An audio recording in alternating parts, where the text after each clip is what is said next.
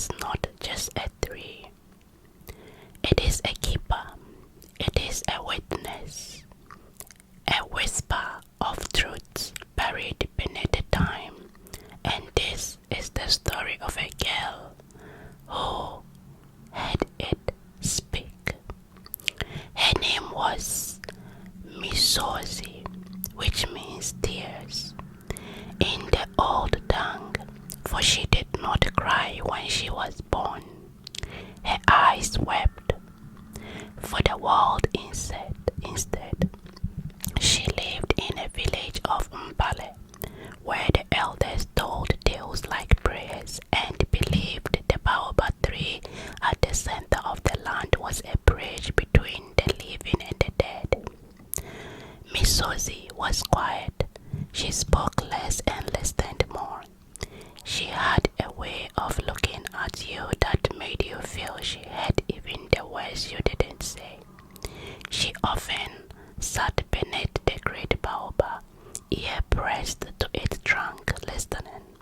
People laughed, children teased. Are you waiting for it to sing, Mosi? She only smiled, because she had something they did not, a hum, soft and slow. One night when the moon hung low and red, Mosi returned to the tree. The wind was still. She placed her palm on the bark and felt a pulse. Then came a voice, low, ancient, and made of dust and stars. Child, the balance is broken. The roots are choking on forgotten names. The dead are not at peace. Mosi gasped. Who are you? She whispered.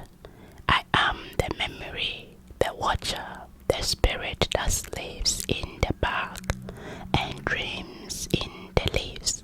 And you, Mosi, you are chosen. The baobab opened its heart that night. A hollow inside its trunk revealed carvings, spirals. A hollow inside its trunk revealed carvings, spirals, symbols, and stories etched it glowing gold. The ancestors must be remembered, or they will become shadows. In Mbale, once every 10 seasons, the villagers held a night of names, a sacred ritual where every ancestor's name was called and honored at the base of the baobab. But the ritual had been forgotten. After the last child died, his son Kofu refused the old ways. He called them foolish, said progress needed no spirit. He cut the drums, burned the scroll, and in doing so, he severed the bond between the people and their past. The tree began to rot. Dreams turned into nightmare. Children fell sick, and Mosi, she heard the tree cry. Guided by the voice of the baobab, Mosi set out on a journey into the spirit road, a dream realm only accessible through ancient chant and deep ancestral connection. That night, beneath the stars, she drank the bag of tea her grandmother once brewed, closed her eyes, and slipped between words. She found herself in a forest of shadow, bones, and glowing leaves.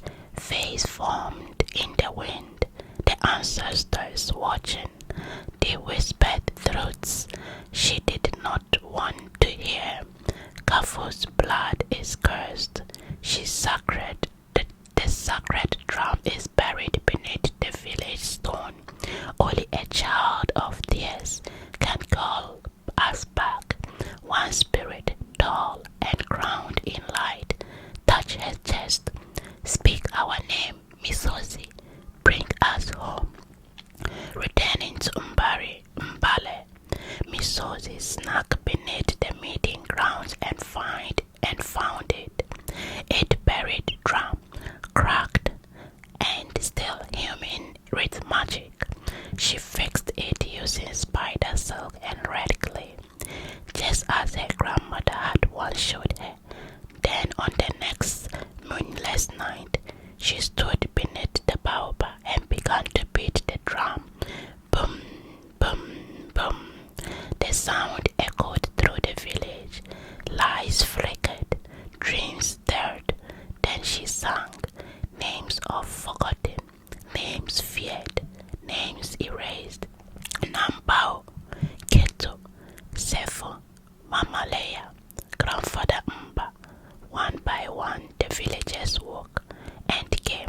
Some wept, some knelt, even Chief Kafu trembled.